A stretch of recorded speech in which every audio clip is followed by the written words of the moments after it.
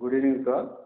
ఈరోజు ఈ మీడియా సమావేశం ఏర్పాటు చేయడానికి ముఖ్యమైనటువంటి కారణం వివేకానంద రెడ్డి గారి హత్య కేసులో ప్రధానమైనటువంటి సాక్షి అయినటువంటి పులివెందులకు చెందిన రంగయ్య, అప్పుడు వాచ్మెన్గా పనిచేసినటువంటి వ్యక్తి, నిన్న సాయంత్రం 6:43 గంటలకి రిమ్స్ హాస్పిటల్ కడపలో చికిత్స పొందుతూ మరణించడం జరిగింది.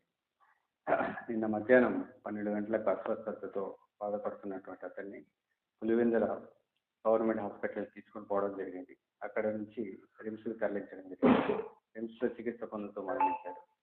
ఈ యొక్క వివేకానంద రెడ్డి హత్య కేసులో ప్రధానమైనటువంటి ముద్దాయి చనిపోవడం హై ప్రొఫెషనల్ మర్డర్గా మనం అనుమానిస్తూ ఉన్నాము. దీంట్లో భాగంగా బ్యాక్గ్రౌండ్లో ఎవరి ప్రమేయం ఉంది, అదేవిధంగా ఈ అనుమానాన్ని అన్ని కోణాల్లో కూడా దర్యాప్తు చేయడం కోసము ప్రయత్నాలు చేస్తూ ఉన్నాము. దీంట్లో భాగంగా ఇంతకు ముందు కూడా ఇదే విధంగా ప్రధానమైనటువంటి సాక్ష్యం 2019 నుంచి 24 మధ్యలో 5 నుంచి 6 మంది చనిపోవడం జరిగింది.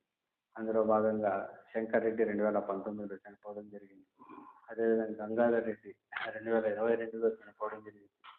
వైఎస్ అభిషేక్ రెడ్డి 2024 సెప్టెంబర్లో చనిపోవడం జరిగింది. నారాయణ అనే వ్యక్తి చనిపోవడం జరిగింది. ఇప్పుడు రంగన్న 2025 మార్చిలో చనిపోవడం. ఇంతకు ముందు కూడా సాక్షులు చనిపోయిన క్రమంలో పోలీసులు వాళ్ళ చనిపోయారు, సిబిఐ వాళ్ళ ద్వారా చనిపోయారు అనేసి విధంగా అసత్య ప్రచారం చేస్తూ ఉన్నారు. దీన్ని అన్ని కోణాల్లో దర్యాప్తు చేస్తూ ఉన్నాము.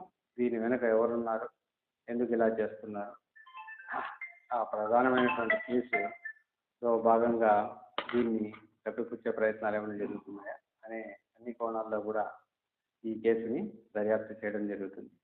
దీనికోసం ఒక ప్రత్యేకమైనటువంటి టీంని ఏర్పాటు చేయడం జరిగింది. ఆ టీం సైంటిఫిక్గాను మిగతా అన్ని రంగాల్లో అన్ని డాక్యుమెంట్స్ని వెరిఫై చేయడం జరుగుతుంది.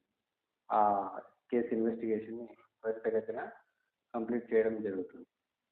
అంటే ప్రధానంగా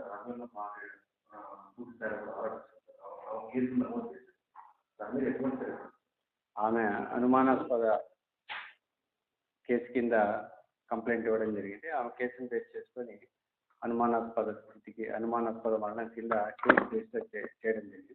దీంట్లో వాస్తవాలన్నింటినీ కూడా అన్ని సైంటిఫిక్ యాంగిల్స్లో అనాలిసిస్ చేసి స్పెషల్ టీమ్తో అనాలిసిస్ చేసి బయటికి తీసుకురావడానికి ప్రయత్నం.